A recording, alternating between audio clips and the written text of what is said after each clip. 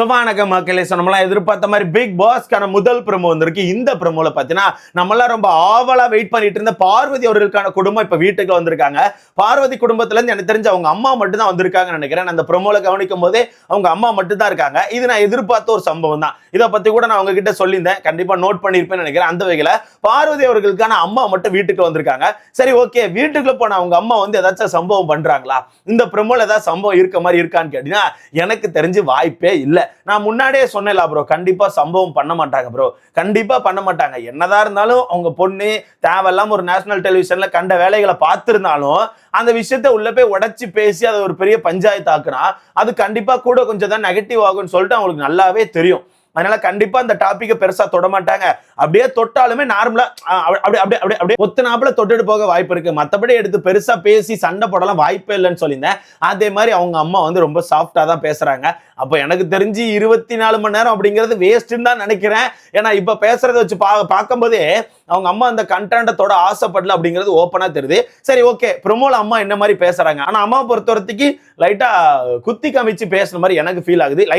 லைட்டா என்னதான் இருந்தாலும் உள்ள அந்த மன வருத்தம் இருக்கும்ல, வெளியே தான் பேச முடியல, கண்டிப்பா உள்ள இருக்கும் அந்த மன வருத்தம், லைட்டா வெளியே வந்த மாதிரி எனக்கு தோணுது. இதுல இந்த ப்ரோமோ ஸ்டார்டிங்ல பாத்தீங்கன்னா அந்த ரவுண்டா சேர் போட்டிருக்காங்க. அந்த சேர்ல அம்மா வந்து ஒரு சைட்ல உட்கார்ந்து இருந்தாலும் நம்ம ஆட்கள் எல்லாம் அப்பதான் சாப்பிட்டுட்டு இருக்காங்கன்னு நினைக்கிறேன். ஒவ்வொருத்தரா சாப்பிட்டுட்டு சுத்தி வந்துட்டு இருக்காங்க.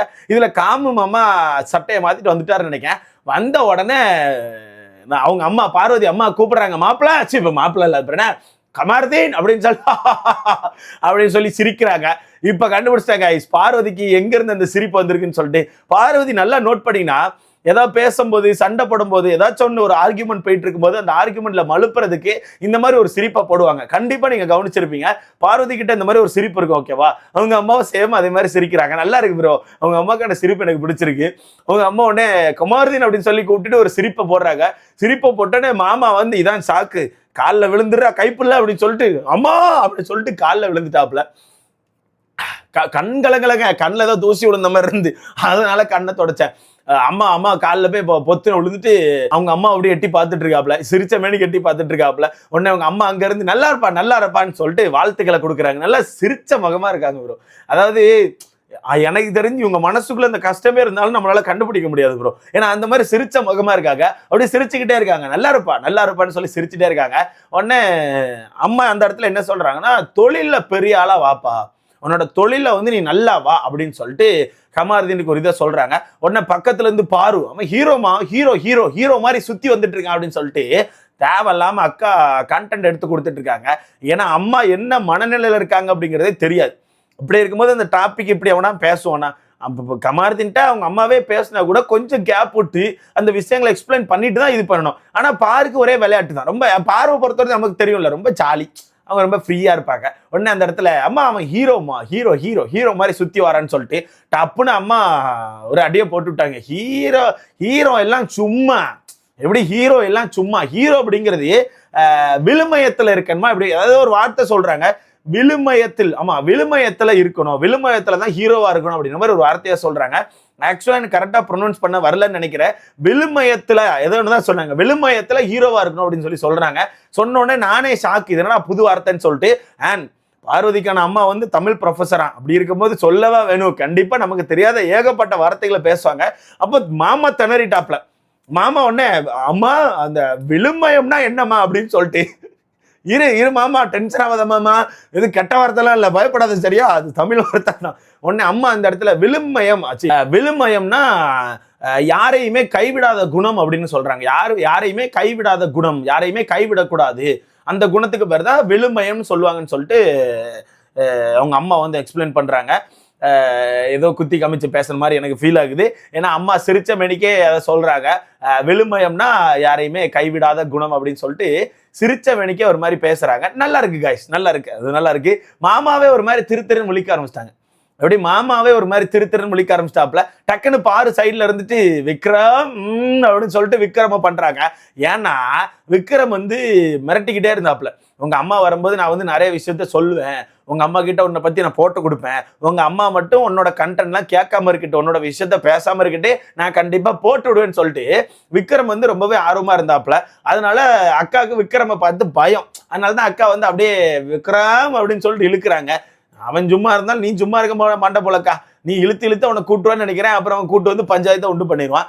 அந்த இடத்துல மாமா வந்து திருப்பி தேவையில்லாம பேசி ஒரு டைலாக்ல மாட்டிக்கிறாப்புல. என்னன்னா, உங்ககிட்ட இருந்து நிறைய கத்துக்கணும், உங்ககிட்ட இருந்து நான் நிறைய கத்துக்கணும் அப்படின்னு சொல்லிட்டு ஒரு வார்த்தையை விடுறாப்புல. வார்த்தையை விட்டோடனே அம்மா சும்மா இருப்பாங்களா? எல்லாம் ஓகே தான்ப்பா, ஆனா அதுல எது நல்லது அப்படிங்கிறத உரசி பார்த்து கத்துக்கணும், அப்படியே அதுல எது நல்லது அப்படின்னு சொல்லிட்டு உரசி பார்த்து கத்துக்கணும்னு சொல்லிட்டு அம்மா ஒரு டைலாக சொல்றாங்க.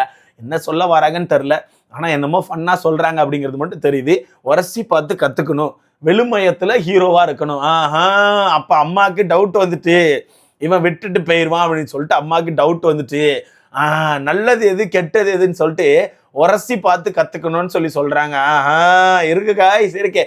எனக்கு தெரிஞ்சு பெருசா சம்பவம் எல்லாம் இருக்காது ப்ரோ, எனக்கு தெரிஞ்ச வாய்ப்பே கிடையாது. அவங்க அம்மா அந்த கண்டென்ட் அவங்களே எடுக்க மாட்டாங்கன்னு தான் எனக்கு தோணுது. மேபி பாருவா அந்த கண்டென்ட் எடுத்து பாருவா அவங்க அம்மா கிட்ட பெரிய அவங்க பண்றது பெரிய புனித காதல் மாதிரி கொண்டு போய் சேர்க்க ட்ரை பண்ணாங்கன்னா அவங்க அம்மா அந்த விஷயத்த லைட்டா பேசுறதுக்கான வாய்ப்பு இருக்கு. மற்றபடி அந்த விஷயத்த அவங்க அம்மா பேச வாய்ப்பே கிடையாது ப்ரோ. இந்த கன்றாவியான விஷயத்த எடுத்துலாம் அவங்க அம்மா பேச மாட்டாங்க. ஏன்னா இந்த விஷயத்துல அவங்களே உறுதியா இல்லை ப்ரோ. இதுவே சும்மா குப்பைக்குழி மாதிரி பண்ணிட்டு இருக்கு.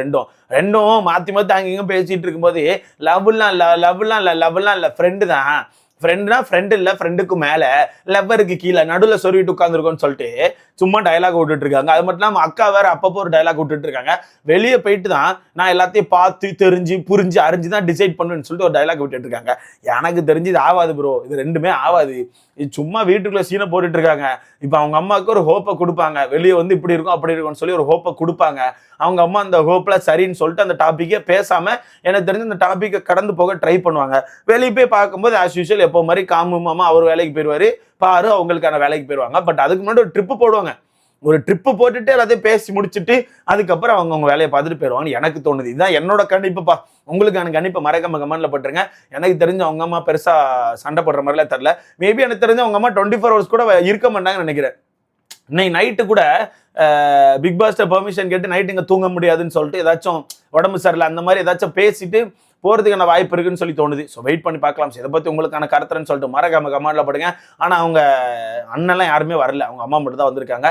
நான் சொன்னேன்ல அவங்க அண்ணெல்லாம் வர்றதுக்கான வாய்ப்பு கொஞ்சம் கம்மியாக தான் இருக்கும்னு சொல்லிட்டு மேபி ஏதாச்சும் இதுக்கப்புறம் வரலாம், இல்லை நாளைக்கு ஏதாச்சும் புதுசாக ஃப்ரெண்ட்ஸ் ரவுண்ட் அப்படின்னு ஏதாவது வச்சாங்கன்னா அதில் வரலாம்னு நினைக்கிறேன். பட் எனக்கு தெரிஞ்சு வாய்ப்பு கம்மி தான் ப்ரோ. ஏன்னா அக்கா பண்ணி வச்சிருக்க சம்பவம் அப்படி, அக்கா தேவையில்லாம குப்பை சம்பவத்தை பண்ணி வச்சிருக்காங்க.